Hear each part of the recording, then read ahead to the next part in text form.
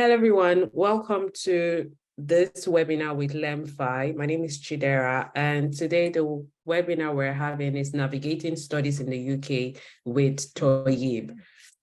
Just before we get started, just to let you know a bit about LemFi. So LemFi, formerly Lemonade Finance, recently rebranded, was basically founded with the goal, one thing, to simplify the process of sending money home for Africans. So we enable Africans in the US, UK, or Canada to send money back home at zero transaction fees and one of the best rates guaranteed, okay? So the countries that are currently supported are, you can send money from Ghana, from Kenya. Sorry, you can send money to, not from. You can send money to Ghana, to Kenya, to Rwanda, Tanzania, all the countries on the screen. From the UK currently, you can send money to these countries absolutely free. Free of charge, basically no transaction fee. And then also you can send directly to bank accounts, like all, for example, Nigeria, all bank accounts are basically supported to bank accounts, or if you're Ghanaian or Kenyan, you can send to M-Pesa, or you can send to mobile money in Ghana. So, yes.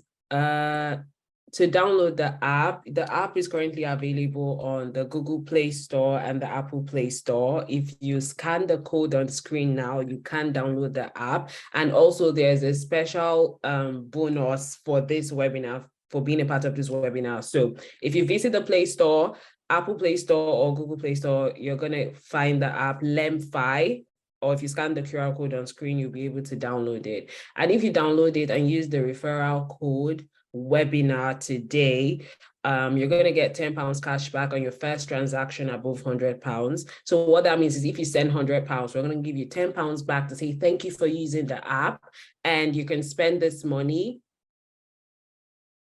And you can spend this, and you can spend this money, like take it out of the app and spend it. So definitely download the app today. And just to show you what that looks like when signing up, it's supposed to be £30, not 50, it's £30. Also, when signing up, this is what the app interface looks like. And this is where you're supposed to put webinar, where it asks for referral code, you put webinar there. And then also it's 30, please, not 50, £30. If you sign up today as well, you stand the chance to win £30 because we're going to have like a draw later after the event. So all the attendees, you stand the chance to win free £30, apart from the £10 cashback they're already given for signing up with this code. Okay, so before we jump right in, please in the chat, could you put where you're connected from? You can put where you're connected from in the chat. Thank you. I can see Prince is connected from Accra, Ghana. Hi, Prince. Yeah, so where else? Do we have Rwanda? Do we have Kenya? Bradford, cool. Lagos, okay. Kaduna, hi, Kaduna. I grew up in Kaduna. Ghana, yes. Nigeria, Lagos. Trust Nigerians, we are here. Please, we are my Ghanaians. Okay, Kenya, hi. Karibu, welcome. Okay, great. Good to see we have a good mix. All right. So today we're having the session Navigating Studies with Toyyib.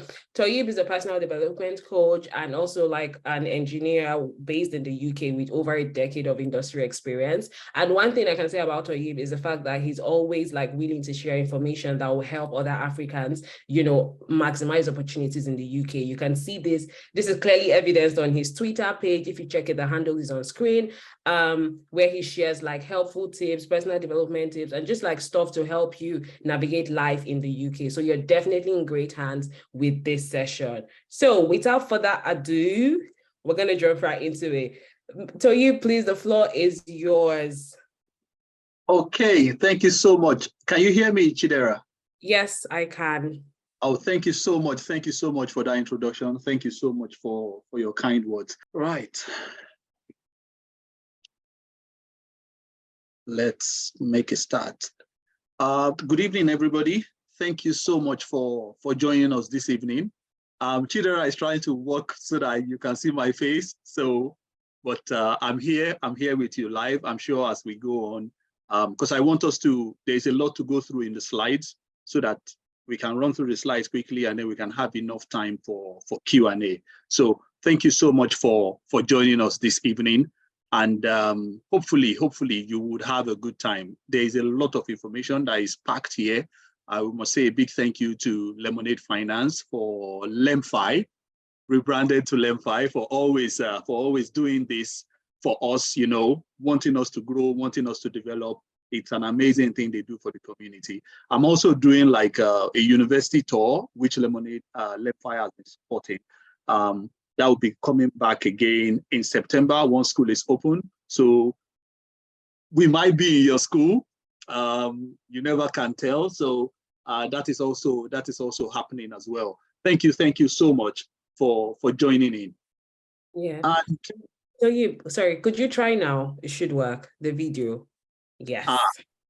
Right. Okay. Can you see me now? Yes, we can. Okay, because I'm trying to share the slide, so I don't know what's happening. I just know something is going on.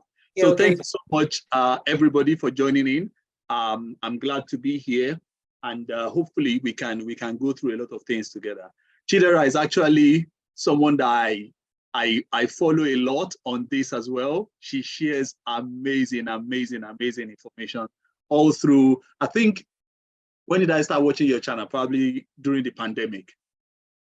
Yeah, that was when you had so much going on like that, and I was just following up. And one thing that happens is that everything Chidera was sharing was just about the same as I was experiencing it like 15 years ago.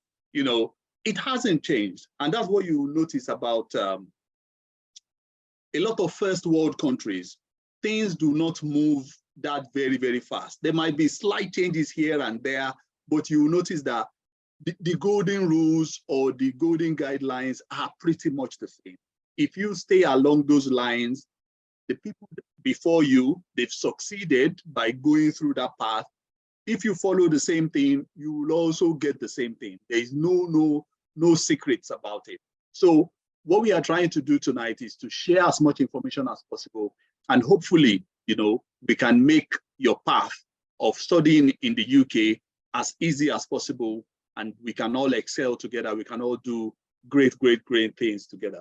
So thank you so much once again for joining in. So I'll just go on straight away to the next slide. So a bit of introduction there. I would say congratulations on your visa approval, because I know quite a number of people here have just gotten their visa. There's a bit of backstory to myself then.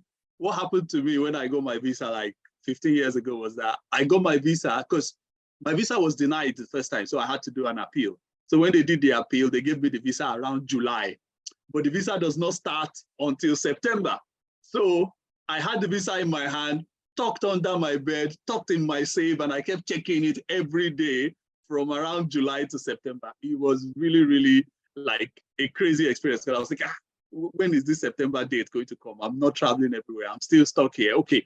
Like you're excited, but you see that, like I grew up in Mushin, and you know that sometimes there's always this fracas when boys are fighting and all of that. And I just try to always dodge around, just to make sure I'm not there when they are fighting. And I say, that guy, he got injured and he has gotten his visa. He's meant to travel to the UK. So those kind of things was creating a bit of tension during that time when I got my visa. So congratulations on your visa, and hopefully you will be you'll be joining us in September and starting your studies.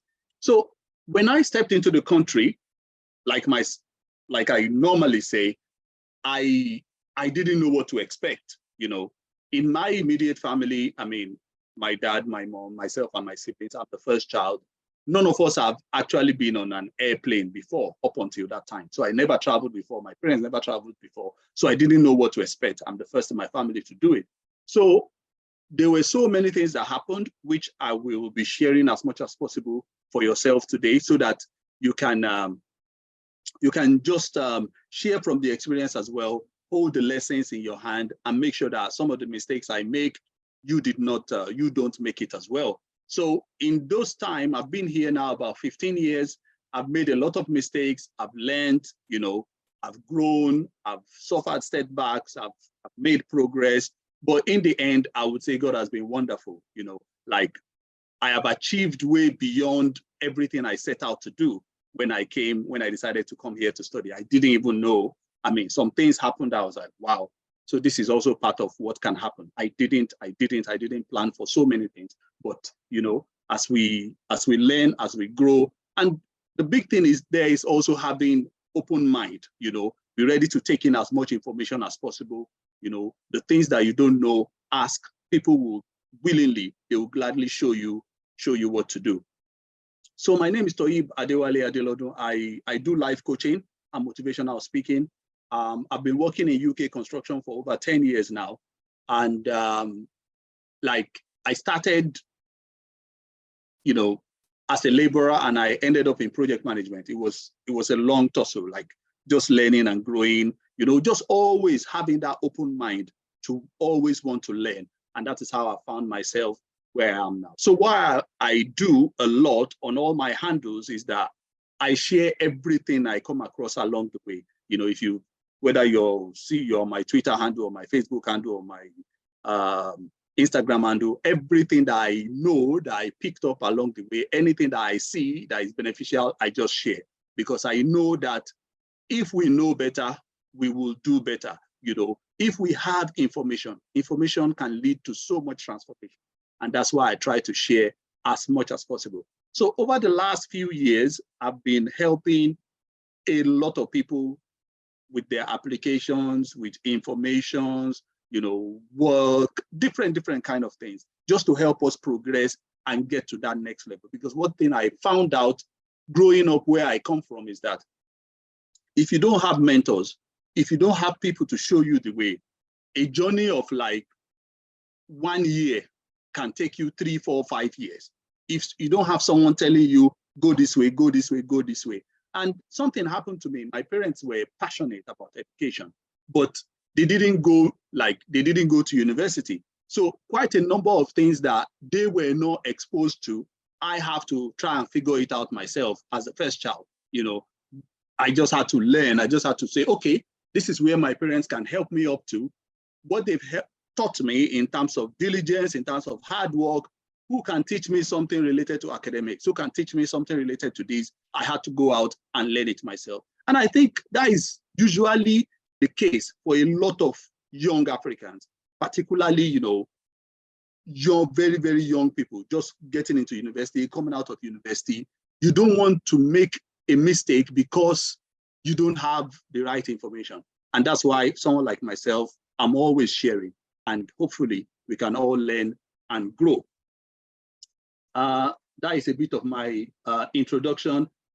That was me before I traveled. I think it's probably a few months before I left Nigeria. So that was our kitchen where we used to cook our food back then in Moshi. So last year? Last year I visited the place again, and it's quite emotional that not a lot has changed in the last over a decade and a half that I left. And my parents came to visit me this year, and I took them to Gibraltar, south of Spain. We had a good time, and it just shows that so many great things can happen from very, very small beginning. And because those things surprise me as well, that's why I think if I can help people to believe more, if I can teach, what I've learned along the way, I mean, great things can happen for every one of us. So let's take this journey, this travel journey, let's work on it, let's do our best, and let's hope for the best as well.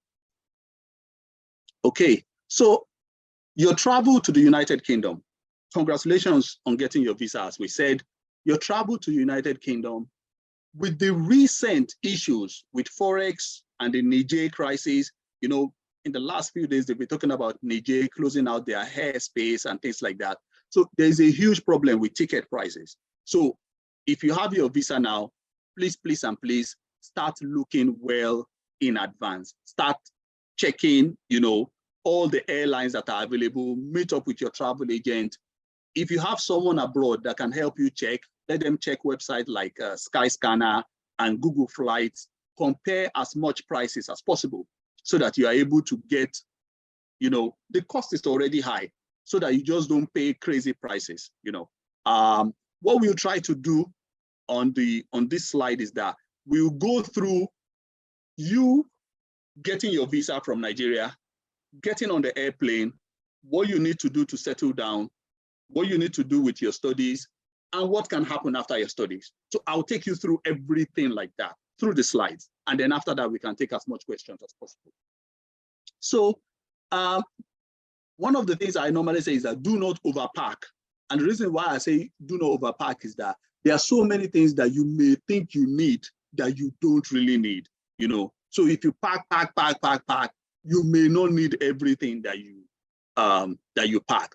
Some people used to bring all their natives and all of that, and then you find out that during the winter you can't wear your native. Maybe you find out that native you only wear it once in a year or twice in a year. You know, the UK weather is very, very unpredictable. We'll talk about that in the culture shock part of things. So if you bring too many clothes, you may not even have time to wear it. You know, and that is one big thing about packing too much. So get very, very strong bags. The reason why I say get strong bags is that some of us don't have someone picking us at the airport. You know, some of us are not planning to get Uber because Uber from the airport is very, very expensive. Gatwick, Heathrow, all those airports are way, way, way out of town. They are not in the city at all. So if you pick Uber from the airport down to the middle of London, you might be looking at 60, 70 pounds at a go, or probably 80 pounds if there's too much demand on the Uber app. So you want to make sure that if you are not getting Uber from the airport, make sure your bag is wheelable. You know, you can wheel it yourself, wheel it into public transport and get to Victoria or get anywhere you want to go. So that is a very, very little tip there. And again, there are other international airports apart from Heathrow and Gatwick. So some people might be going to Edinburgh. Some people are studying in Scotland. You don't want to land in London, then head to Scotland, unless maybe the flight to Scotland is more expensive and the flight to London is cheaper, you know, then you can say, okay, come to London and then get public transport to Scotland. If you have airports closer to Scotland, maybe Manchester or whatever, it is better to get a flight to go to the airport closer to where you are going than coming all the way to London, and then you now have to take another 10 hours journey all the way to Scotland. So these are the kind of things that you want to avoid.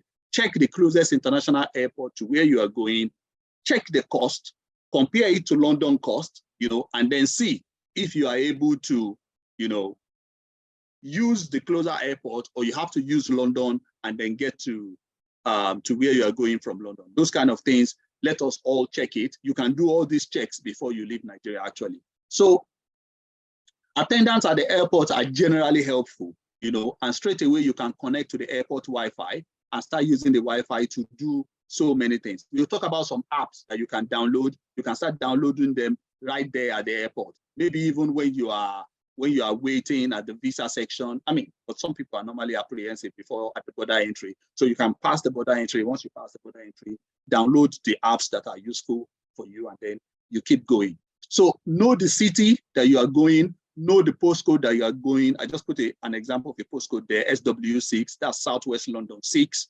1HS. So those are the kind of formats that the postcode used to have. With postcodes, you can always put them on Google Map and you can get to where you are going quickly. So even right now, you can put on your Google Map, if you have an Android phone, put on Google Map, you know, and just see how you can get to where you are going, you know, from London or from anywhere. You can use Google Map to check the direction and everything you need to do. So that is very, very, very, very important. A huge one here is accommodation. You know, we always say try as much as possible to do something about accommodation before you get here, because it is one thing that can cost you a lot of money and can give you a lot of stress if you've not done anything about it at all. You know, one key thing that normally happens is that a lot of landlords, you know, most of the houses here in the UK, they have mortgages on them. So a lot of landlords have not paid off their mortgage. It is your rent that they will be using to pay their mortgage. So before they rent a house to you, they want to know if you are a good tenant. They want to ask your previous landlord some questions. They will do some credit check on you. They want to know if you are able to pay. And if you are able to pay, you must have a job. So it's a chicken and egg situation, because it's very, very difficult to know that you are able to pay because you need to have a job. And because you are just coming here, before you settle in and get a job, it might take a few weeks. So it's a very, very difficult thing for somebody that is just coming. So you have to think about what you want to do about accommodation and do some legwork on it before you get here. So a lot of people try to book Airbnb, and there's nothing against booking Airbnb. It's just that if you don't get a place in a short time, Airbnb can be very, very expensive. So you have to think about those kind of things before you get here. I normally tell people to book hostels, because every area has got a small hostels. But the problem with hostel is that you will have less privacy in hostel, because you might be sharing a room with people. You might only be paying for a bed. So if you have your luggages, make sure you have padlocks on them. You pay less, but you give up your privacy when you use a hostel. You can just do a Google search, hostels in this area. You'll find them. There are a lot of them there. So if you know someone in the UK that can accommodate you for a few weeks while you sort your rent out, that can be very, very helpful. Also, if you are coming with family, it is always advisable that one person of the couple should come first. Let that person come first. Let that person do all the legwork and sort the accommodation out. If you come with your husband and your children, it is very difficult for you. That rules out the hostel to start with. That means you are left with Airbnb and hotel. Now, you can now imagine if you are in a hotel for 2, 3, 4 weeks, or you are in Airbnb for 2, 3, 4 weeks, that's just like putting a lot of money into the hotel's pocket. So these are the reasons why they normally say, let one person come first. That person can still manage and get accommodation sorted, and then the family can come right after. So I've put some websites there that you can look at when you are looking for places: Rightmove, Zoopla, On the Market, Open Rent, UPad, those kind of websites you can check. But one big issue that you might have is that a lot of letting agents, they want a lot of documentation. And some of them might say they want you to pay some couple of months rent, just as a guarantee that you are able to pay for the accommodation. So they can say pay 3 months rent in advance, pay 5 months rent in advance, and that can be really, really costly. So those websites are there for you to check. And also you can use Facebook Marketplace as well. You can use Gumtree, you can use Spare Room. But one thing you have to be sure of is that on these websites, anybody can post there. They are just like a ads website. I want to sell a sofa, I want to rent a room. So you have to be really, really careful when you are using websites like Gumtree and Spare Room. Do not send money to anybody in advance. Make sure the letting agents that you are using there, you go there, you see their office, and you are okay to use them. Don't send any money to anybody online unless you've seen the place yourself. And there are other websites like Amber Students that can help you to do your accommodation before you leave. There's Amber Students, and there are also different school student accommodation websites like that. Check online. Try and make sure you've done something on accommodation before you come. It's very, very, very important. So if you are looking for a guarantor, I've also put websites there for companies that can help you, source for a guarantor, and they charge you for it. I don't have any affiliations to these websites, and you can always go there and just assess them and see if it works well for you. Word of mouth is another good one, Talk to African students in your school, in your church, in your mosque. Just tell people that you are looking. You will be surprised. I've seen students where they told their fellow students that they are looking for places, and before you see it, they form a small caucus, and 3 of them are renting a 3-bed flat.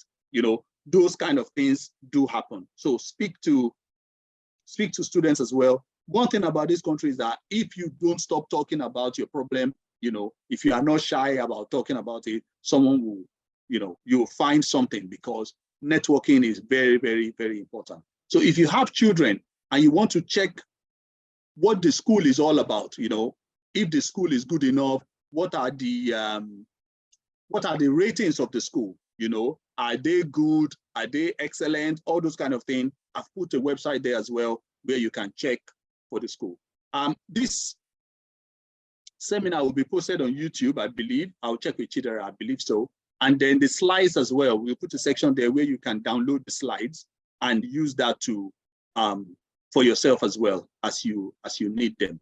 So the first things to do as you settle in, your biometric resident permit. As a student, you can get that from the school or you can get that from the post office. You'll find information on what to do to get it. Get that biometric card, get your student ID. It's good to attend student registration, the school registration and the Freshers Week. All the activities there, attend it. You want to know where your library is in school. You want to know where everything is in school. All the student support services you want to know. Please, please, and please make sure you are paying so much money for this education. Make sure you use every facility that the school have. If they have a CV writing service, use it. If they have a library, use it. If the library tells you can borrow laptop, borrow it. Use everything that you have paid for. It is a lot of money and the facilities are there for you to use. So you want to open a bank account as well. Get a letter from the school that can help you to open a bank account. There are some bank accounts that are easy to open, like Starling, Mozo, Revolut. Those are new banking apps, here in the UK. They don't have branches, but you can do everything online and they open the bank for you. They open the bank account for you. And then you can now also have one of those old banks like Halifax and NatWest, Lloyds or Barclays. You can have one of those old brick and mortar banks as well. So because it's good to have one of the fast ones, one of the new generation banks, and have the old ones as well. That is very good to have one of the two. And one of the reasons why I'll say Halifax, NatWest, even Lloyds as well, is that they have a service where you can check your credit score, in the banking app. You are new into the country, but as you are saving your credit score, you are looking after that as well. We'll get to that section, but Halifax, NatWest, and Lloyds. I'm not sure of Barclays. Halifax, NatWest, and Lloyds, definitely you can check your credit score on the banking app. So register for a national insurance number. That is the number that the government used to record your employment and tax. So if you are going to get a job, a lot of jobs will tell you to register your, to give them your national insurance before when you are immediately you start filling the form. Almost every form you fill, you ask for your national insurance number. So as soon as you get in, make sure you apply for it. I read that some BRPs, your resident permit, some of them have got national insurance number in them already. If it has, that is perfect. If not, I'll put a website there for you to do that. Register with your local GP as well. As soon as you get in, you'll be surprised that everything you need medically is not too far away from you. There is always a GP in your area. So register with your local GP. They will register your name. They will do some small tests for you. And if you are above a certain age, there are some tests that you are supposed to do as well. They will do that for you. And for ladies, there are loads of things that the NHS has for you that you will have to do as a lady. So please, please, and please register with your local GP and make sure. And then sexual health clinic as well. It is free here. Anything related to sexual health, there are zones everywhere where you can go and you do tests and everything. You've paid your healthcare surcharge. Use the services, please. Provisional driving license, you will have to pay to get a provisional driver's license, but it's a means to show proof of address. Proof of address is very, very important here. When you want to do a lot of things, people will ask you for proof of address, and that is like your bank statement, the bills that you are paying. But because you may not be renting a big house, you may be staying in places where the bill is inclusive, so you may not have access to the bill. So when you have a provisional driver's license, you can use that one as well as your proof of address. Register to vote. As a Commonwealth citizen, you are allowed to vote here in the UK. It is also good to build your credit score. So register to vote. The website is there for you to do that. The local library, apart from the school library, you can register there as well. There are so many things you can get from the library. You can loan books, free internet, all of that is there. You know, take advantage of that as well. If you live in London, register for your Oyster card because you get a discount, a student discount for using the student Oyster card. So register for that as well if you are living in London. Okay, so apps that you download, you know, that really help you. LemFi, definitely, if you are trying to send some money home, you know, very important. The rates are fantastic. It's what I use personally myself, apart from the fact that they support me all the time. It is what I use all the time myself. Unidays and Student Beam for student discount. Olio, you can get free food on Olio. If you put your postcode there, it will tell you of where there's free food all around you. You can get free food from Olio. You can also get different kind of things. Someone told me they got a bed there. Someone told me they got a sofa there. You can get different things from Olio. Just put your postcode in, it will tell you of good things around you. Too Good To Go as well, but you pay for Too Good To Go. Maybe the food that people are selling for like £10, maybe it's end of the day, they will sell it for £3 or £4. You just pay for it and you go and pick it up, you know. Train Line, Move It, City Mapper, First Bus, and Google Maps, they are very good for moving around. The transport system is more advanced in London than in other places. Like in London, for example, we don't pay cash when you want to get into a bus anymore. You just use your card contactless. But if you go to some places outside London, you can still pay cash on the bus. So take your time to understand how to move around in the city that you are going, and then everything should be all right. You know the time when the buses are moving. In some places, it is one bus every 15 minutes. In some places, it is one bus every 30 minutes. Please keep an eye on that and understand how you need to move around. You know, if you need to wake up early, if you are using the bus here in London, for example, if you are using the bus, you need to wake up a little bit early because buses can run into traffic and all of that. If you're using the train, it is a bit faster and much more predictable. But the problem is that the trains are more expensive than the bus. So if you have to put a bit more time if you are traveling by the bus. So Indeed Flex there are two websites that have that name, Indeed. Indeed is the normal website. Indeed Flex seem to work well for students because as students, you are allowed to only work 20 hours during term time. So Indeed Flex will give you the opportunity to tell them when you are available to work, how many hours you are able to do, and then you are able to get some shifts around you. So CV Library as well is a good website to download for jobs. Total Jobs, Indeed, as I said before, Read, LinkedIn, register there for jobs and put notification on, set notification so that when they put jobs on their website related to what you want, you can get that email and then you'll be able to apply to those jobs. At the beginning, it's always a little bit tough because you don't have references and all of that. But what I would say is that don't stop talking to people about what you want. Don't stop applying for roles. There are agencies all around, that you can go to, give them your details, and they will sign you up. And then there are some industries where you need to do small training. Maybe like care now, you might need to do some small training. You get registered on how to administer care and all of that. And then from then on, sometimes the agencies that train you will be the one to help you find the first job. Some places you need to do some small training, like security as well. We used to call it the SIA. You might need to do some training you will definitely need to do training because you need the SIA badge to be able to get that job. So once you do all those training at the beginning, let's say you have care training, you have SIA training, that means you are open to work in 2 industries already, and SIA used to have a lot of jobs over the weekend. Maybe you are covering a shift, just manning Tesco or manning Sainsbury or manning an event, those kind of things are always available. So those websites are there for you. And then also, those are just jobs that can just keep you going for the time being.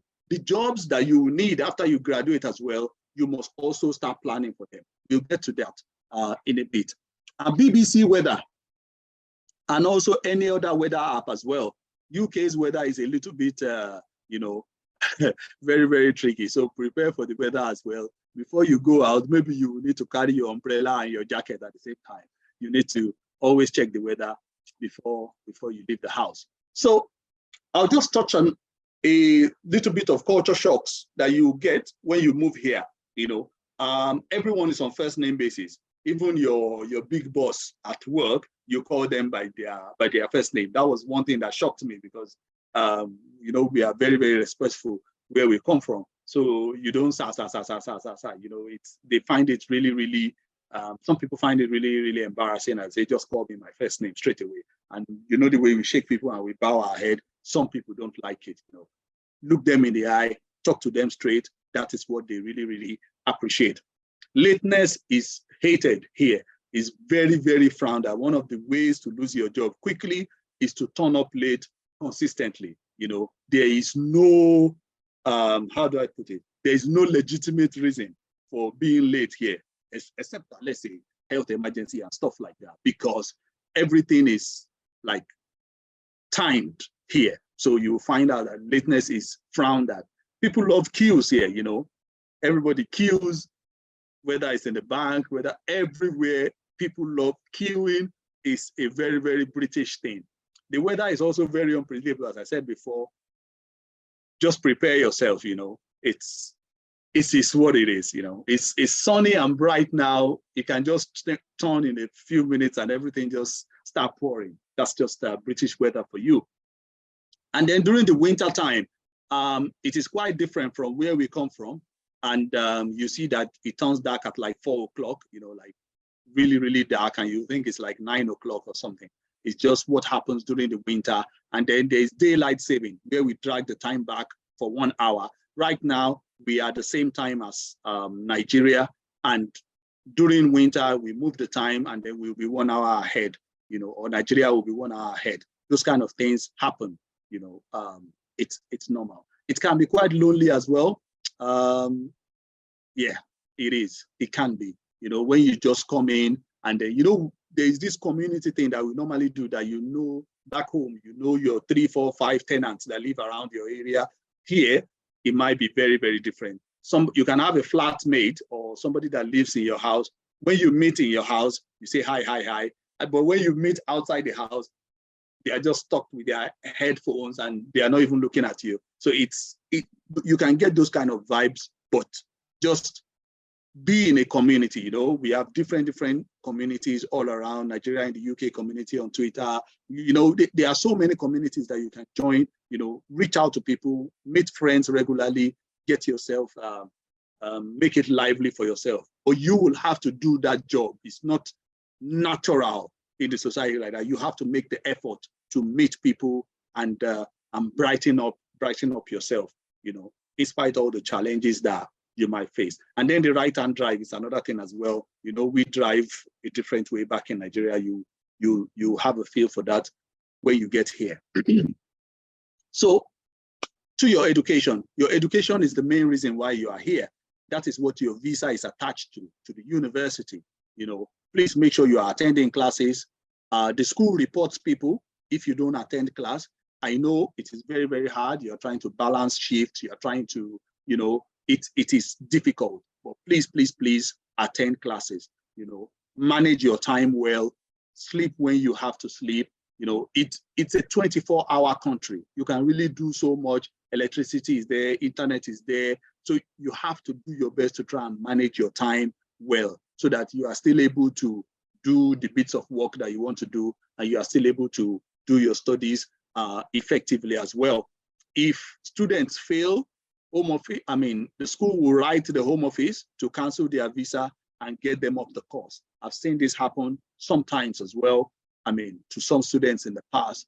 Please take good care of what we are here to do. Get as high grades as possible because it will be very, very useful for us here in the UK and whatever we plan to do. Let's make that grade as high as we possibly can. Every resource you need will be there for you to achieve that grade. So please, please, and please put as much effort in that. Your plan is to get an education and network as far as possible. Network with friends. Some of your friends might find good jobs before you, and they'll put a word for you there, and then you'll be able to join that place as well. Network with the alumni of your school. If you go on LinkedIn, you'll be able to search, people that graduated from your school. Try sending cold emails to them, network with them, build relationships. They might have opportunities where they are working as well.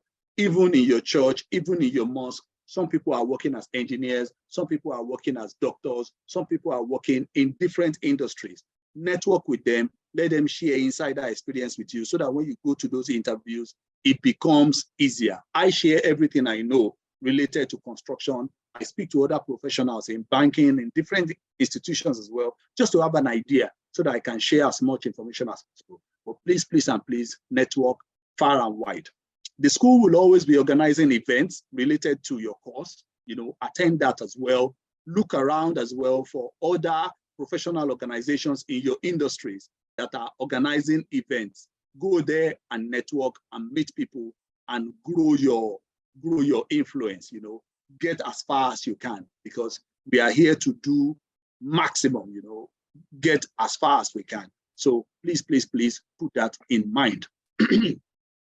So your credit score as well, you can start building your credit from day one. In this country, access to finance is very, very, very important.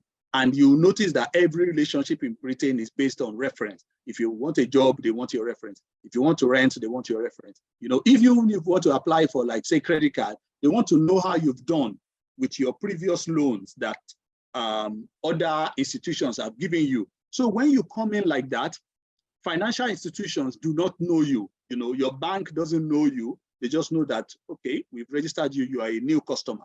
So you now have to grow that credit score. Credit score is just like a financial point that you need to accumulate. And then when the financial institutions trust you, and they will now say, okay, let's borrow this guy £100. That means if you earn £200 in yourself, you have another extra £100. Credit spent just like money. You have another extra £100 that you can use to do whatever you like. So tips to get your credit score going: register to vote. That's very, very important. You can get small SIM cards, that are 30-day renewal, maybe 3 network on all those networks. You can get that. It's just a 30-day renewable SIM-only contract, and they take the money off you direct debit. That helps to build your credit score as well over time. Lockbox, they have a free version, and there are bank accounts like Halifax, that I said before, and NatWest. They also help you to check your credit score while you have the app. Register to versions of credit reference agencies, ClearScore, Credit Karma, Total Money, Experian. You can check your credit score with them. Credit Ladder and Canopy Rent, they are those kind of companies where if you pay your rent, they will record it on your credit that you've paid your rent, and that can also help you boost your credit score. So if you manage the little that you have very well, over time, you will grow your credit score. Apologies, there is so much in this slide that I'm trying to go through. That's why I'm trying to go as fast as possible so that we can take as much Q&A. So now that you've done your studies, now that everything has gone well, there are also postgraduate opportunities that you need to start planning for from day one. Start with the end in mind and start working towards what your plans are. In the short term, you'll be doing all the necessary bits you need to do. In the care industry, there's a lot of demand, and people do get opportunities after their studies there. Security, those are not the kind of industries where you can get postgraduate opportunities. Construction is a good one as well. There are a lot of postgraduate opportunities coming out from construction recently because the government added construction to the skills shortage list. So there will be a lot of opportunities coming out of construction in the next few years. So what are your long-term plans when you finish your studies? Are you planning to stay? Do you want to go back home and work back home? Or you want to move to other countries as well? You need to start thinking about these opportunities and start working towards it. I put a lot of information there Is it care? Is it IT? Is it construction? Is it academia? You know, a lot of people do their masters, they go for PhD, and they end up becoming lecturers in UK universities. These things are very, very possible, but it is always important to think about it from day one. Some people leave it too late. Some people leave it to 2 months before graduating, then they start thinking about it. You can imagine if you have this at the back of your mind from day one, it will be easy for you to start taking notes and saying, okay, I'm speaking to this, I'm doing this, I'm doing this, I'm doing this. You are working towards it from day one. So these are the kind of, if you come with your partner, I'm just talking about plans and strategies. If you come with your partner, for example, you can plan, you know, both of you can plan to say, because you now have 2 options. Say your partner can get a skilled worker visa, you can also get a skilled worker visa. So work together, you know, in terms of opportunities that are available for both of you. Some of your partners might be coming to the UK with very, very good skills that are in demand here. You know, if their skills are in demand, how can you work together so that they can apply for roles, so that they can get jobs? So I've put there details in terms of the type of visas that are available, and you can check all of them out. The website is there as well for you to have a look. So skilled worker visa, what are the requirements of a skilled worker visa? Everything you need to know, I've added it there, and I've put the website there as well. So those are the things that you kind of read through, have an understanding of it, even before you step your foot in the UK. You know, I've put everything there for you, and the slides will be available as well. So the websites that you need to look at, you know, when you're looking at skilled worker visa, the general list, the health and education list, the skill shortage list, and they update them from time to time as well, because they track this information.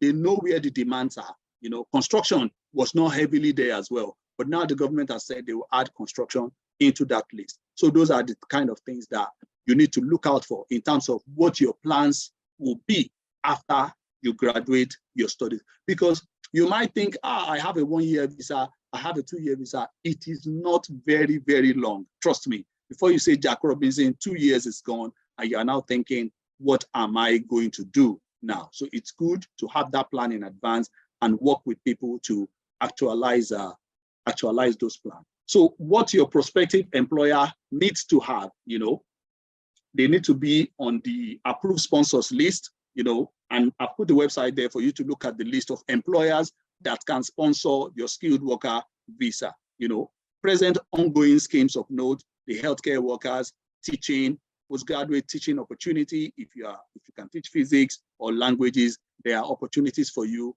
here in the UK if you want to stay here and work. Okay, and I put something there as well about the construction industry, which is where I work, you know, how to start up in the construction industry. If you've got some skills before, let's say you did construction as your degree, you know, let's say you did construction management, you did civil engineering, you did, mechanical engineering as well, can work in construction. All the things you need to do is down here in the slide. How to get the green card. I put everything there for you to be able to check and apply accordingly. You know, if you've done construction before, that means you need to go for the white card. If you haven't done construction before, that means you need to go for the green card. You know, looking at other countries as well, there have been so many people that have worked, you know, that have studied here in the UK, you know, done their 2-year post-study work visa here in the UK, and they've now moved to other countries where they've been able to work and then live a good life. So do not look at UK alone in terms of your plan. Even Ireland at the back here, they've got tons of opportunities that you can also look at and take advantage of. You know, skilled worker visas are there. You know, in Germany, there has been no better time to use your skills that you've acquired to get roles anywhere in the world than now. So having that in mind before you even step your foot in the UK is very, very, very important. I think that's the end of the slide. I'll take as much questions as possible. We still have a bit of time, and then we'll be able to explain, answer the questions. Thank you very much. Thank you. Let's go to. Thank you very much, Toyyib. Thank you so much. That was really good. Most of the points you said, I was like, yeah, I wish someone had told me this when I was coming in as a student. Yeah, thank you so much. So we're going to take questions. You can put the questions as a Q&A. Please put your questions there and we'll answer as many as possible. So there's a Q&A tab. Please put your questions there and Mr. Toyyib will answer as many as he can. So regarding the replay, yes, you get access to the replay. It will be sent to you. Please put your questions in the Q&A section. That will make it easier for us to collate them together. Okay. All right. Very first question, Mr. Toyyib, is from Abayomi. He said, as a new person in the UK, when will tax be deducted from your income? Is it immediately you start earning or later? Okay.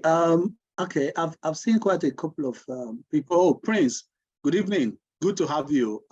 We are always jamming in a lot of areas. Thank you. Thank you so much for joining. Tax. Well, I think they will start deducting your tax straight away as you earn.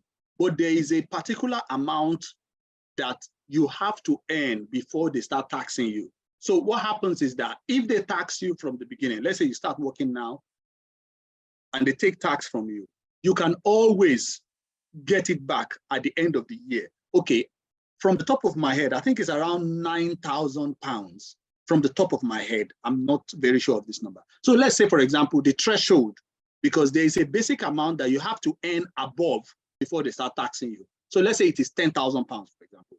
So if you start working, they will still take that tax from you.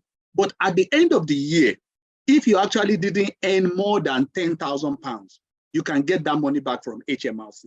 But in terms of tax, your company will be taking out that tax because they believe you work more than the threshold. But at the end of the year, you can always get that back from HMRC. If you know how much you've earned in total, you get that tax-free money back because there's that threshold. I think it's around £9,000 or £10,000. You must earn above that before you start getting taxed. I hope that clears your question. Yeah, thank you for that. I think it's 12,000 something personal. Yes, I need to say exactly. Yes, 12,000 plus. Yes. So that's fine. Thank you. Next question is freelancing on platforms like Upwork and Fiverr, is it part of the 20 hours for students? Okay, this is a very tricky one because if you are working freelancing on Upwork or Fiverr, that means you are working self-employed, and by virtue of your visa, you are not supposed to be working self-employed. The thing that I've seen with quite a number of people is that some of them owned businesses before they even come here to study, and their businesses are still running in Nigeria, and they still reach out and they still do their businesses, So here in the UK, they are not self-employed, but in Nigeria, they are business owners. So you see that kind of thing. The law has not covered that. I haven't seen anything legally about this. But what you need to be very, very careful of is that when you work freelance on like Upwork or Fiverr, you are not supposed to be working freelance. I mean, you're not supposed to be working as self-employed here in the UK. Some people ask the question as well about driving Uber. If you are driving Uber, you are technically self-employed. And as a student, you are not allowed to be self-employed. I believe your partner can be, but personally yourself, you are not allowed. So you have to be very, very sure of what the law is saying in that area.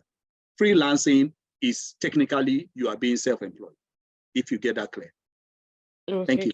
Thank you. Yes. And then, yeah, definitely what you said about being clear, like it's not very clear, the guidance on that. Okay. So next question is from Victor. I'm coming to Luton in September. He's coming to Luton in September and he'll be staying with a family friend. What should he say at the point of entry if he's asked? He's staying with a family friend. Yes, like he will come in September, but he'll be staying with a family friend. So if he's asked at the border, what should he say, like point of entry? Well, that is quite tricky because what they want to know is if you have sorted accommodation. You're staying with a family friend does not necessarily mean that's where you want to stay all through your studies. If you are staying with a family friend temporarily till you sort your own accommodation, just tell them straight away, that they don't have any issues with that. What they want to know is, can you afford, to look after yourself whilst you are here? And once they see the money is there for you to be able to do that, I don't think you have anything to worry about. Quite a number of people, they stay with their family friends before they get going. What do you think, Chidera? Yeah, so I think when you were applying, you had to submit accommodation details for your visa. I think it's really required. So it depends on what you submitted. So when you applied, were you saying you were going to stay in university accommodation, or you were going to, so whatever you said at the visa point is what you should say at the point of entry. That's what I would say. Whatever you said when like submitting for the visa is what you should say, like, so that it is consistent. Let it not be that, yeah, you said you're going to stay in student accommodation, and then you're at the entrance saying you're staying with family. So yeah, it needs to be consistent. That's just what I'll say. Yeah. I think someone is asking, is UK allowing student visa to come with their family? I think that is going to stop this December. From this September, that's the last batch of people. From January, master students will not be allowed to come with their dependents anymore. They said they will allow research students. Masters, yeah. Yeah, I think they are saying research. So that research is technically means PhD, that's what the guidance is saying. So from January, master students will not be allowed to come with their family. That's what has come out in the last few months. Yeah, there's a question here. What are the prerequisites for post-study visa? Post-study visa is actually not hard to get at all. You can just check on the Gov website. In recent times, I've not seen them refuse anybody. Once you graduate, you are like, it's technically like a giveaway from the UK, except maybe if you go against any other rules. Let's say you work more than 20 hours, God forbid, and they catch you on those kind of things. But technically, it's just like a giveaway to you to say, you studied here, you've graduated, take 2 years and use to find work. The guidelines are very, very easy. Just a quick Google search, you'll find it. Yes, thank you. Next question is, he has a spouse that has over 7 years experience in construction, but the person is not an engineering student. Does he fall under blue or white card? So 7 years experience construction, not an engineering student. Does he fall under blue or white card? Okay, if that person got experience in construction, it would be good to know which bit of construction is it. Is it site managing? Is it like electrician? Is it like laboring? Because construction is very, very big. It will be good to know exactly what that person has done before. But when that person comes in, he can do a small course, let's say with some colleges, let's say like MVQ, you can run an MVQ where they test your skills, and then they will be able to give you, let's say, MVQ level 2 to say that, okay, you are certified in this course. And once you get MVQ level 2, that means you're going to get a tradesman course, a tradesman card, that you know how to do this kind of work. And that's why it is very good for us to know exactly what role that person did for 7 years in construction. Was it just site management? Was it driving a machine? Or was it driving a crane? What did that person do for 7 years? Then we'll be able to know that, okay, this is the area that person is meant to go. Okay, thank you. Next question is, does a student pay tax, or is it the dependent that will pay tax? If you are both working, you will pay tax. But as we said here, as they say, was it Benjamin Franklin that said the only two things that is sure in this life is death and tax, Yep. So if you are working, you pay tax. But as we said before, as a student, if you are working just 20 hours, let's say they are paying you £10 an hour, and you are working 20 hours a week, even though you are allowed, let's just use this estimate, even though you are allowed to work full time during the holidays, let's say that's £200, 20 hours a week, £10 an hour, that's £200 a week, right? £200 times 50 times 52 weeks, that means you're like 10,000 plus. You still not hit that threshold of personal allowance for them to take tax from you, except you do some other work, maybe during the summer, and the money you earn increase. So that means they will take tax out of what is left after they deduct your personal allowance. So let's say you work and you earn 15,000 pounds. They will only take tax out of the 12,000, out of the 3,000 pounds. They will not take tax out of the 12,000 pounds that is in your personal allowance, but your company will start taking the tax at the beginning because they don't know how much you are going to do towards the end. But when you reach the year end, which is always around April, you can apply to HMRC and say, HMRC, during this year, I did not do more than the personal allowance, and then they will give you your money back. But because your partner is working full time, so definitely he's going to be taxed, or she's going to be taxed above anything above the personal allowance. Okay. Thank you. So someone said, what's the percentage of tax deducted from your pay? What's the percentage? There is a website that I can check for you where you can see it, because you pay national insurance and you pay tax as well. So there are two sections that comes out of your funds. But you can always, I'll find that link and I'll put it online here so you can have a look at it. Okay. Thank you. What's the difference in price between getting a furnished apartment and an unfurnished one? It varies. There's a lot of variation in that. Even in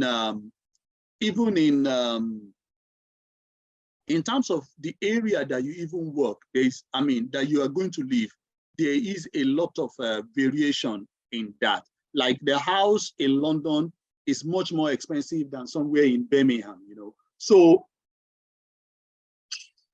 if you are going to furnish it yourself, there will be you get away with maybe a couple of hundreds of pounds, depending on the area. Let's say you are renting a flat, 500 pounds now, for example. If a furnished flat is 500 pounds, maybe in that area, an unfurnished one would be like 400.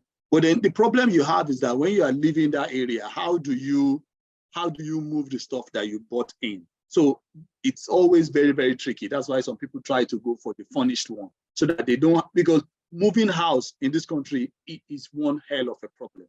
You have to throw some things away because you can't just have the resources to move things up and about. So it's a very, very small amount. And you see it when you check those websites that are put across, like Zoopla, like Gumtree and all of that. You see the variations in the furnished and unfurnished based on the area that you want to move into. Okay, thank you. This question, not so sure. This question says, hello, I am a nurse professionally. I have been thinking of coming to the UK as a nurse, but upgrading to the medicine program via the graduate entry medicine program. Can I get a scholarship while on a work visa? Henry, that's the question in the Q&A. He's a nurse, but he's trying to, I lost that. He's trying to upgrade to medicine via the graduate entry medicine program. I really don't know about that, yeah. Okay, I don't know about it as well. But what route is he planning to come here first? Okay, I think he wants to come here as a nurse, right? On a work visa. And then he's saying, can he get a scholarship while on a work visa to do medicine? I think that's what it is. That might be slightly difficult. But once you come in and you start earning, you'll be able to make quite a number of decisions. And the good thing about coming in is that I think on the nursing website, on the I think it's GMC or something. I think GMC is the medicine one. The nursing, the website where you can check if you have overseas qualifications, it gives you everything that you need to get the nursing pin. With that pin, it becomes easier for you to get a job anywhere. Now, once you get the job and you are now working in the industry as a nurse, you'll be interacting with doctors, you'll be interacting with so many people. And there are a lot of times where all these routes is easy for you to have knowledge of it when you are already working in the industry. So I would say hold that plan in hand to convert to being a doctor, But come in first, start working, and then you'll be able to mix with professionals in your field, and they will be sharing. There is a lot of information in that industry that someone like myself may not know about. But if you are able to come into work, to get your nursing pin, get employment, come into the UK and work as a nurse, and then work with people in your industry to give you as much information as possible. Yeah, that's good. I think that's really good. Next question says, if you're earning in Nigeria through your business, right? When you get to the UK, would the UK deduct tax from that money once you start earning here too? That is very, very tricky. I am not too sure about that, because as a student, you are already, I mean, you say you're, like a mature student, for example, someone that is studying for masters, and I don't have too much information about this. I think you might need to speak to a tax advisor or something. As a mature student, you are expected to have been working. People that are coming from their masters, they've worked for 10 years, they work for 15 years. Some of them own their own businesses before they start coming here for masters. So the business is still running back in Nigeria. But for tax reasons, you are resident here because you are a student here. So it creates a little bit of complications, which you might have to speak to a professional about. But the money that you are getting from Nigeria, if you are using it to pay your school fees, you know, how should that be taxed? I am not too sure about it, if I'm being honest. It's slightly complicated, because if you are getting that money and they're just using it to pay for your living expenses or using it to pay for your education, who is going to tax that? How does that get taxed? It's quite, I am not too sure about it. I'm sorry. Thank you. Okay. All right, that's okay. Thank you. Next question says, as a dependent, can I work independent? Can I work as a self-employed person? So as a dependent, can I work as a self-employed person in the UK? I believe so. Yes. Yeah. Okay. Follow-up question is, if I have a business I run in Nigeria, can I continue the business in the UK, or do I have to register my business in the UK and get a license to do business in the UK? It depends on the type of business you are doing. You know, you have to see what the UK laws are saying. If you are doing food business, for example, there are a lot of legislations that UK have on people that are doing food. So it depends on the kind of business that you are doing. So once you come in, or even before you come in, you can do some research on that type of business. What does the law say here in the UK? Do they have stricter laws on what you are doing? And then if you actually have the right to run a business, let's say you are a dependent, then you can register your business and then start running your business according to the UK laws. That is what I can say about that. But I don't know what business this is, and it's difficult to advise. But the UK will have their own regulations on that kind of business, which might vary from what you have where you are coming from. So you just have to abide by the rules, basically. Yeah, okay. Thank you. Next question is a follow-up to the question that he asked. Someone asked the question about point of entry, that he was going to stay with his family, right? That should he say that at the entrance? So he was saying now that he told them, I think during application, that he will stay at an Airbnb, but he intends to stay with family friend. So he's saying now at the point of entry, would they ask for his Airbnb booking? Well, it depends. If like the entry officers are not, they are not crazy people. If you said you're going to stay at Airbnb and you say you stay at families, but the family, maybe the family was traveling before, you know, that's why you wanted to stay at Airbnb temporarily, but the family is now available and you are going there straight away. Mm-hmm. All those kind of things do not matter, as long as they know that you are honest about it and you're not trying to hide anything, you know. So like now, this is summer holiday. Maybe I'm on holiday now and somebody said they are going to arrive, you know, today is, what date is today? Today is the 10th. Maybe someone tells me they are going to arrive on the 7th or on the 1st of August. And I said, look, I am on holiday. I'm not back until the 10th. So you said, okay, you stay at Airbnb from the 1st till the 10th, and then you move in with me on the 11th. What if I cancel my holiday and now I'm now available? Then you don't need to book Airbnb again. That's just simple. The people there, they are very, very reasonable people, but they must not just have a feeling that you are trying to hide something. That is where they can start probing further. So if you are very honest with them, oh, I wanted to stay in Airbnb before, but fortunately, the person that I said I wanted to stay with, that person is now available. there shouldn't be any questions from that. Okay, yes, thank you. Next question is, please, do I still keep proof of fund before traveling for review at the border? And does it have to be the same amount as what I used to apply for a visa? I think it's mainly your bank statement that you need to bring with you. Isn't that so, Chidera? Yes, yes. So the bank statement, that's what he's asking, that the bank Yeah. statement she presents, is it the same one that he used to apply for a visa? I think if you bring the same one that you've used to apply for a visa, there shouldn't be any problems. Yes, I think so as well. It should be fine. Just But bring to show everything you that have you used enough to apply. money. Yeah. Just bring it with you. Yes.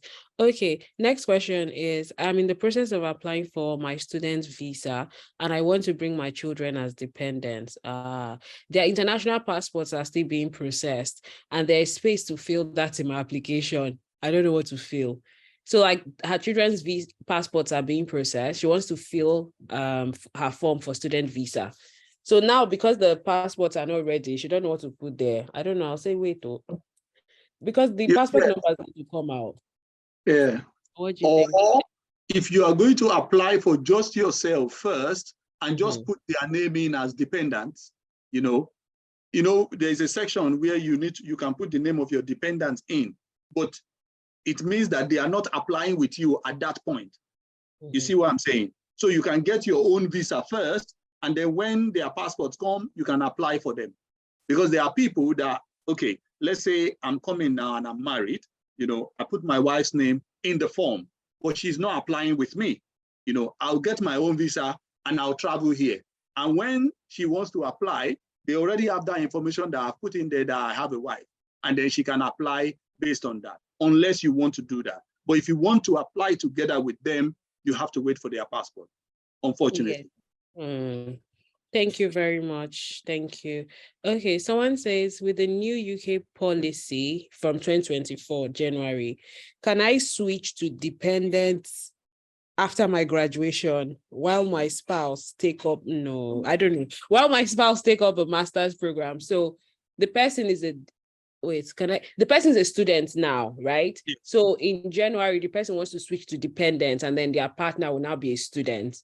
Would that I doubt work? you'll be able to do that because what they are saying is that master students can no longer have dependents. So if it is a fresh master student, that master student will no longer be able to have dependents. But you can look at other instances, maybe your partner getting a job and then you can be their dependent. There's no issues about that. So that's why I was trying to talk about different kind of opportunities postgraduate, So once you come in like that and you say, okay, we can't do interchanging of dependents anymore. And you may speak to a lawyer for that just to verify that out. But the way it looks like is very, very clear and explicit that master students will not be able to allow to bring their dependents after January 2024. So it doesn't matter if you are in here or not. What happens is that if you are in here already and you have that arrangement, it doesn't affect you.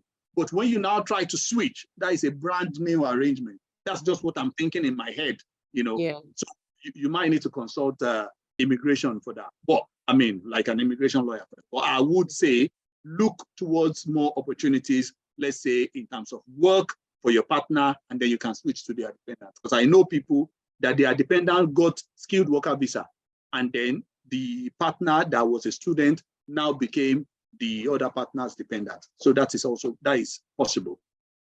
Okay. Thank you. Yeah, and also I think the other workaround is your partner applies to study this October. There's also October entry, and then you do that now before the Exactly. that's the other way. Okay. Exactly. Someone said, is Forex trading seen as self-employed? Forex trading, is it self-employed? Well, you would like nobody is coming to your house to check you what you are doing, but they expect you to be upfront with the law in terms of what you are doing. So FX trading is pretty much like what we were talking about the other time, working on all those websites like Fiverr and Upwork. That's just it's an income that is coming in. It's not regulated. You are the one regulating yourself. Who tells you how many hours to stay and trade? That kind of thing. But if you are doing that business in Nigeria, for example, let's say you have like a trading company in Nigeria before you come in. That is where we are trying to say that the law has not covered all of that yet, but technically you are self-employed. Okay. You shouldn't be as a student. Someone said, how much should one physically have on himself when coming to the UK? Is £2,000 enough for 4 months? It depends on where you are going to stay for that 4 months, you know, and what is the plan post that £2,000, you know, where are you going? If you go and stay in an Airbnb with £2,000, you will blow that in no time, you know. So what you need to check is that has accommodation been sorted before that £2,000? What is that £2,000 for? You know, £2,000 is a substantial amount of money, but it depends on where you are staying. If you are staying in a room that costs £50 a night, or your room that costs £60, £70 a night, you can see how quick £2,000 will disappear. So how much have you paid of your school fees? So it is relative in context to everything else that is happening to you once you step into the UK. The day I stepped into the UK, there was no money on me. The money I had on me was somebody else's money, you know. So we have deep, and I was going to stay with some people before I moved on to somewhere else. So you can imagine that accommodation is slightly sorted there. Food is a little bit sorted there. So if you are coming, I don't know what the general, like going around, the general things that are going on around you, we are not sure. So it's difficult to say £2,000 is enough. It is not enough. You know, what are you planning to do with that £2,000? Are you planning to rent a place? You know, if you are able to rent a place, wherever you rent, if you rent one room, you are looking at around, say, £600 for your monthly payment, depending on the area. Let's just say average is £600. That means £2,000 is like 3 months rent. You know, what about food? You know, if you add food and transport, give it 150 on top of the £600, 150, that's 300. You know, plus £600, that's 900. That means your £2,000 is just 2 months. So it depends on every other thing else, not just that cash alone. Okay. Yes, thank you. I agree. It's quite hard to just say what amount is good or not. Yeah. So we'll be wrapping up in 5 minutes. We'll just answer a few more questions because I think you also need to, drink water, take a break as well. There's a lot of talking. Okay. So next question here is, okay, similar question about point of entry. So I am coming with my family. We put in a proposed address in Hull, which we have not paid for during visa application, but we will stay in London with my uncle for a few weeks. That's fine. What should we stay at the point of entry? That is very easy, just about what we said before. I think it is the honesty, you know, like being very, very honest about it. That is the case here. You are not hiding anything, you know. Are you still going to that place in Hull, or you are staying at your uncle's and you are getting a new place? You know, you've already proven to them that you can afford it, you know. So what exactly are you going to do? Are you still going to keep that place in Hull, or you're going to stay with your uncle if you are going to keep that place in Hull, you can say that's where you're going, you know, because that's where you're going to end up. You're just staying with your uncle for a few days or for 1 week or something. If you have not paid, and if that's the same place you are going, just be honest, just be plain. They are not masquerades there. They are human beings as well, you know. So let them listen to you. That's the place you are going, because that's where you are going to end up after you spend 3 days or 1 week or whatever you spend with your uncle.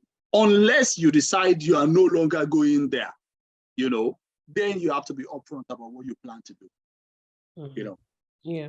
Thank you. Next question, I think I'll just answer it. It says, is there a deadline for late resumption for September academic session? That depends on your uni. Every uni has the resumption dates and when is late resumption, when you should report to uni. So confirm with your uni. There's no blanket answer. All universities do not follow the same calendar. It's similar, but it's not the same all across board. Okay, someone said, do I need to attach a CV and work reference? I don't know in reference to what, but CV and work reference if I have less than 5 years study gap. I don't get this question. Do you get? Maybe that person is trying to look for work, you know, okay. And it's true, as you said, we don't know in what context that person is trying to do that.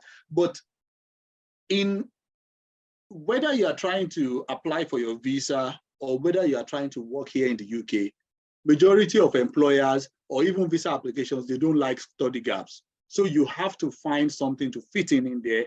Let's say you did a training, or let's say you did some voluntary work, something must fill in the gaps. If you took a break, to travel or to do something, it must be explained there what you did during that time in whatever ways that you are doing it. There are some links online on how you can explain study gaps. You can check that out by Googling it. Okay, thank you. So last question, what countries can I visit with a UK student visa? There are a lot of countries that you can visit, but the good thing is that you must make sure you are not flouting the law, like working above 20 hours. When you are going out, nobody will ask you anything. But when you are coming back, it's like you are just coming in on your first day. So keep that in mind. But apart from that, if you've not broken any law, no problem. So you can go to Gibraltar. Gibraltar is it is a UK overseas territory. So you can go to Gibraltar visa free. It is south of Spain. It's just like you are in Spain. There is you see a very small border there when you land in Gibraltar. And if you cross that line, you are in Spain already. So Gibraltar, you can go. You can go to Albania. You can go to Montenegro.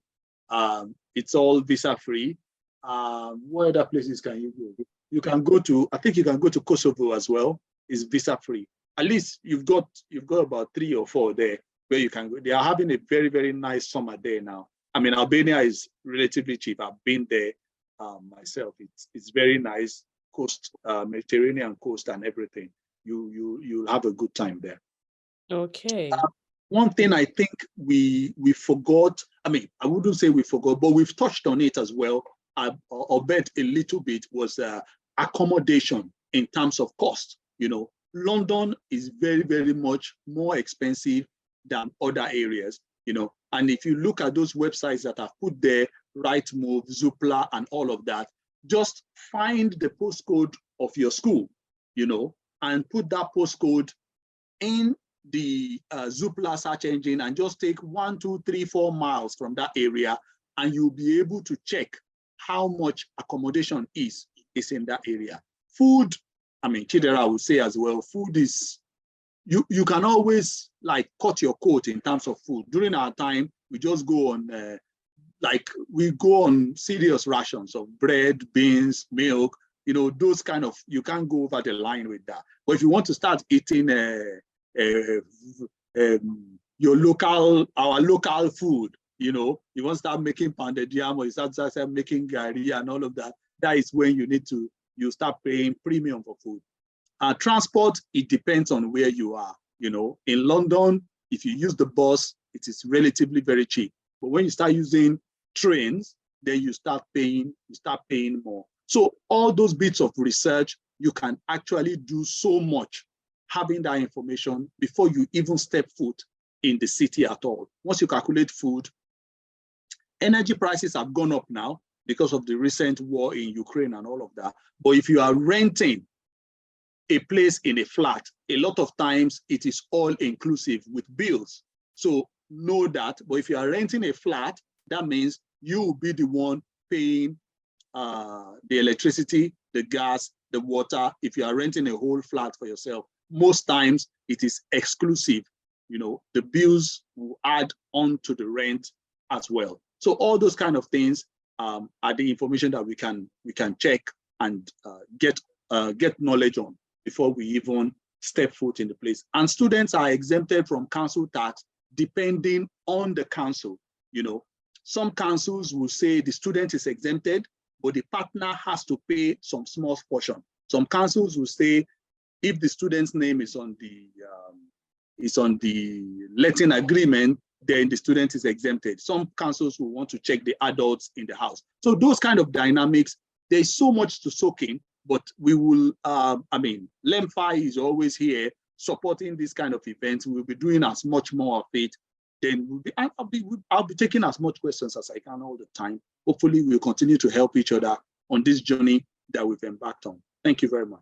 Okay, thank you so much, Mr. Toyyib. So the last question I'm just going to answer. Someone said I downloaded LemFi but can't get started because I don't have a UK number. So yeah, the way forward is you have to be in the UK to download LemFi.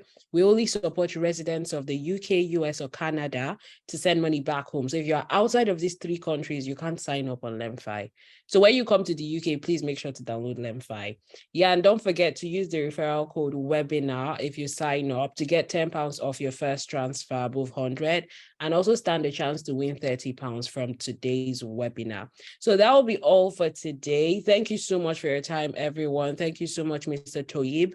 As long as you signed up, you'll get the email with the replay and a copy of the slides, so you can keep that for your review. Thank you so much. Any other thing, Mr. Toyyib? Would we upload it on YouTube as well? Yeah, we'll upload it and share the link. Yeah, I would also share it with you so you tweet it out as well, I think. Right. No problem at all. No problem at all. All right. Thank you so much. All right. Thank you. Have a good evening. Bye, Have a good everyone. evening, everyone. Bye. Bye for now. Bye.